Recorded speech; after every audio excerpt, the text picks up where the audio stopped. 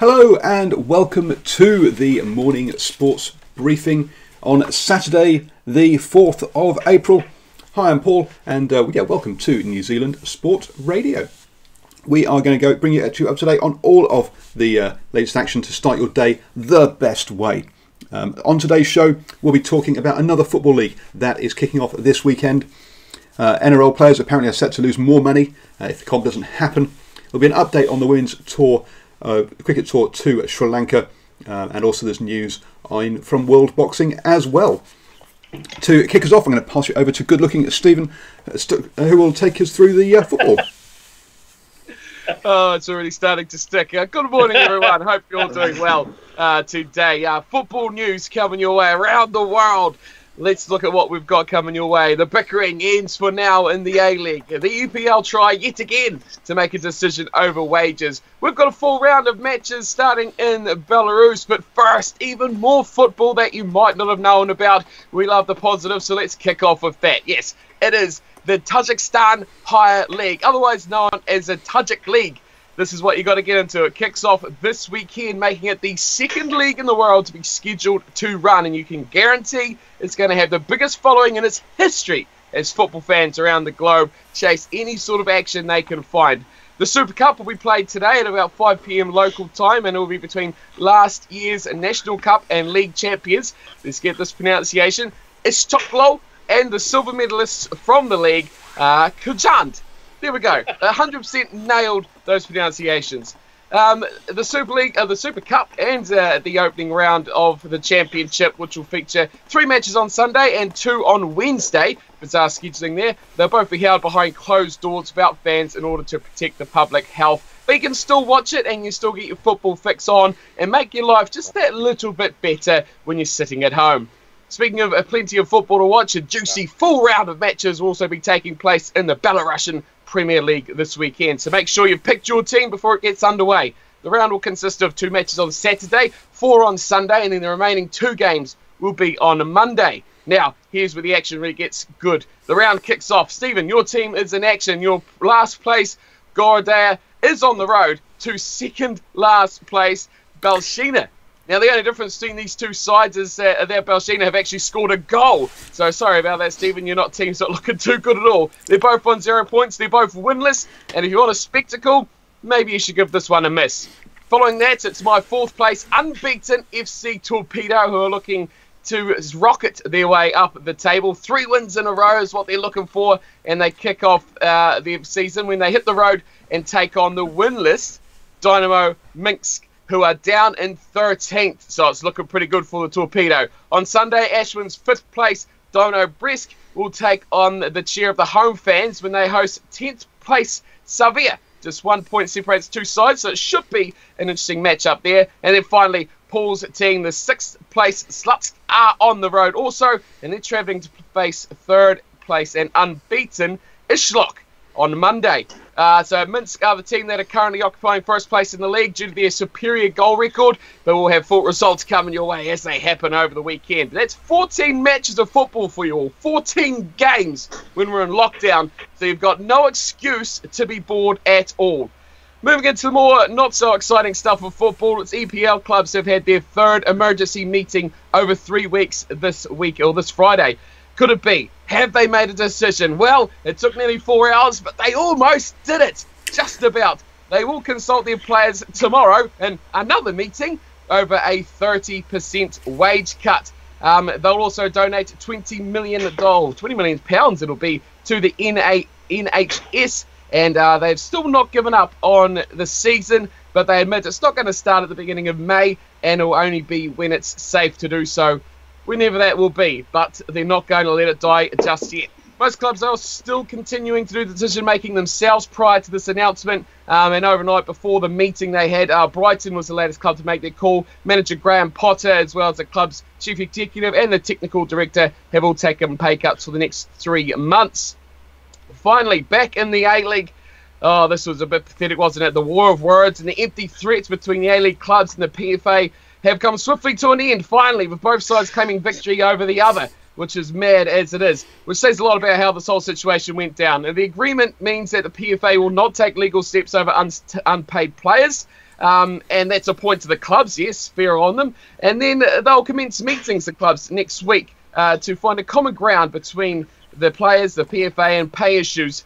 So that's a point to the PFA. So both parties got exactly what they wanted. Who are the real winners here? Well, simply it's the players. And anyone following the storyline who still has hair left, I've got a little bit, over these two parties arguing like spoiled children in the media. So come on, team, let's get it back in there. Let's talk to each other and sort it out properly. The A-League itself, of course, currently is on pause until April the 22nd, another meeting, and that's when they'll determine their next step, and that is your football headlines for today, April the 4th. We're cracking through. Thank you very much, Stephen. Good looking, Steve, sorry. And one thing we just thought I'd point out, I don't know if you noticed, but the TAB were taking bets on the Belarusian Premier League reserve games. Not just the top games, but also the reserve games as well. So please, if you are going to gamble, do gamble responsibly and don't gamble with anything that you can't afford to lose. But yes, the TAB not only were doing the Belarusian Reserve League yesterday, but they were also doing the table tennis from China as well. So yes, lots of action on the TAB. Moving on to cricket action, I'm going to hand you over to John for our cricket update. Yeah, good morning, good looking Steve and Paul. Right.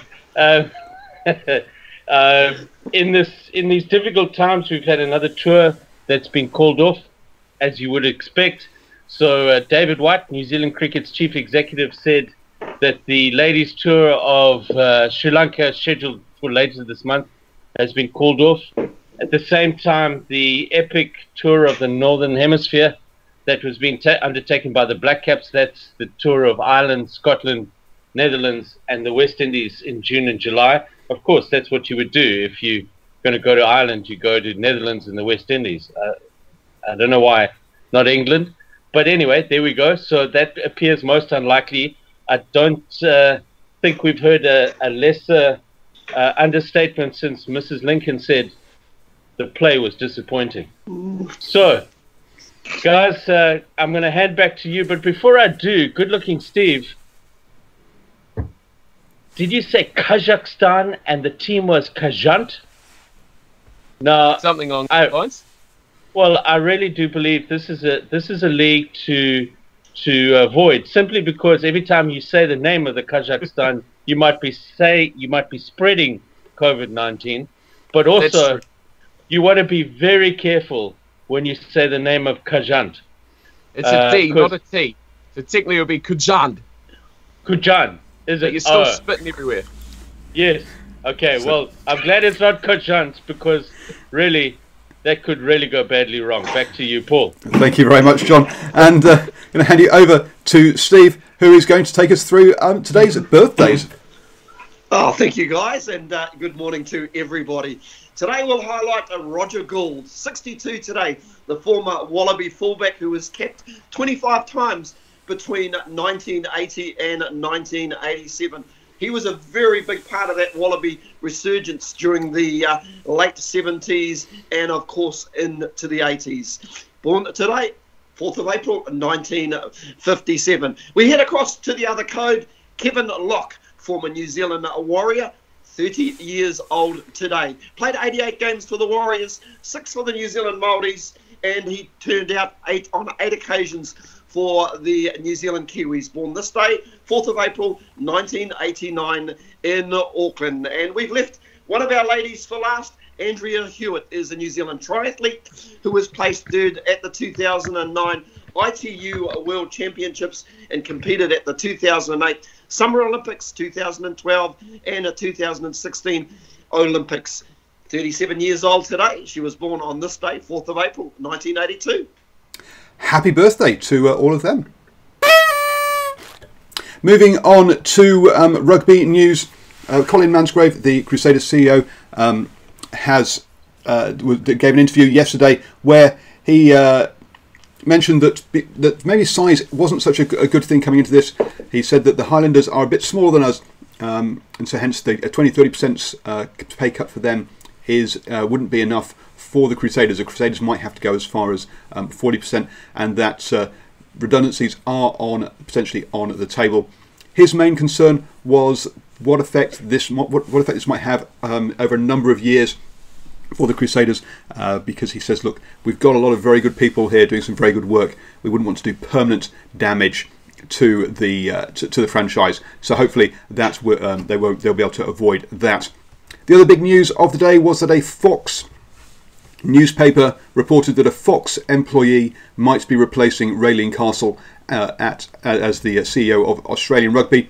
The various Fox outlets have been very critical of Raelene Castle and her tenure as the head of Australian Rugby. Fox are obviously one of the TV stations that is trying to get the rights to live rugby for as little as possible. So you can see why there might be a conflict of interest in some of those reports. Raelene Castle clearly has got some problems at the moment with discussions not going well with the Players Association. But be careful, folks, as to some of the reports you see online, because you never know where there might be conflicts of interest between those. The Fox employee, by the way, yes, I should mention who it was. Is Phil Kearns. Now, Phil Kearns was the person who was applied against Raelene for the role in the first place, and he got turned down. Phil Kearns, the two-time Rugby World Cup winning player for the Wallabies, and also commentator for Fox Sports. So we'll see how that one pans out. But as I say, be careful how you read the news over in Australia currently with those. Now, unlike yesterday, where I totally forgot, we need to have some league news, don't we, Steve? Please take us through what's been going on in the NRL. Oh boy, the ongoing saga of the NRL. How many seasons did we have for Game of Thrones? I think this pay negotiation story is set to go even longer. Now, the NRL will forego 5 months worth of pay if the competition doesn't restart in 2020, as the game grapples with how to deal with coronavirus. The NRL and Rugby League Players Association finally reached a deal on Thursday night, meaning players will take a normal cut of around 71% for the rest of the season. Under the deal, they will receive a combined $24.6 million to last until the end of the normal contract in November, with just over 3/4 of it coming from club games. But you need to be playing, don't you, lads? The rest will come from liquidation of injury hardship fund, while the players will also have early access to retirement account if they hit financial troubles. Of course, Todd Greenberg will also face the same cuts under these agreements. As he said, this is a difficult time for our game and the wider community, and the challenges we face are immense and unprecedented. Interesting. The players understand the severity of the circumstances and we face, and have demonstrated their willingness to work with us and to secure the best possible outcome to protect the long-term future of the game. He must have been sitting in a box when he heard Joey Leilua comments having a crack at him earlier in the week. I must have missed that one, guys. I know it hasn't been easy, and I thank the RLPA and the playing group for their maturity, seriously, professionalism, diligence in helping us reach this solution. The cuts will cut across the board, with the players opting against a tiered system that would have seen percentages changed based on the players' income. However, the Players' Union will investigate whether those players can receive government support, given they will go into the pay from June. As part of the deal, the NRL will also resource the wellbeing and education space at each club to ensure players have the support required.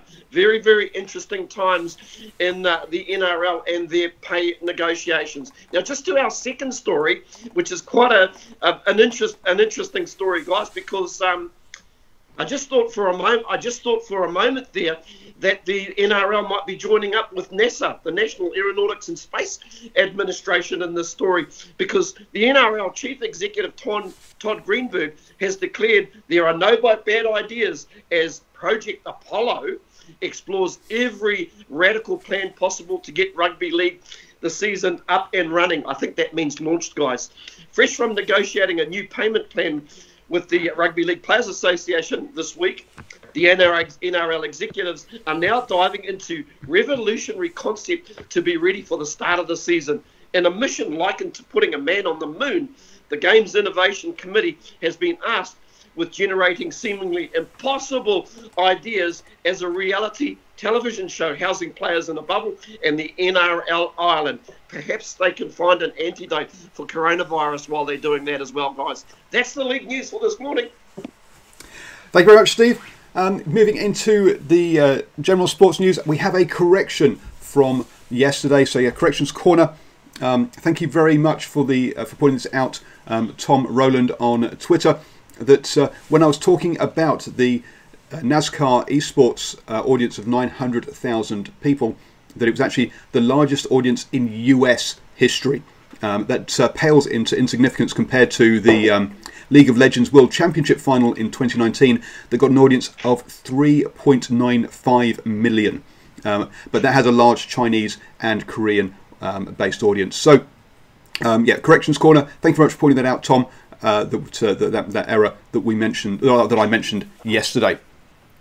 Moving on, Anthony Joshua's world title defence against Pulev has been postponed. It was due to take place on the 20th of June. Tottenham Hotspur Stadium in London. A new date is being worked on. It's no surprise that has been delayed. NBL will endeavour to make sure that they have a season this season, even if it runs into December.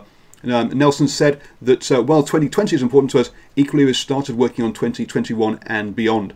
Planning for change is vital. And it is good to hear leagues that are starting to think about what their future holds, not just what this year is, and not just firefighting at the moment. So good news from the NBL there. Very quickly, folks, we have got some breaking news in the cricket. So I'm going to hand you back to John for that update. Yeah, yesterday we spoke about the South African team had completed their isolation after returning from India. That did take place yesterday, but we've got some breaking news. Graham Pollock was approached for comment about their 2-week isolation, and his words were, try 30 years. Now, Paul, back to you, and remember the league. We will remember the league. We will not be dropping it again. Thank you, everybody, for watching us. Don't forget, we will be here at 8 a.m. 7 days a week to bring you up to date with all the latest sports news to start your day in the best way here on New Zealand Sport Radio. We are working on putting together a cricket chat show and also looking at putting together a quiz show as well for next week. So look out for those in your feed. And finally, the reason I'm all shaggy is my ISO beard. Don't forget to support local businesses.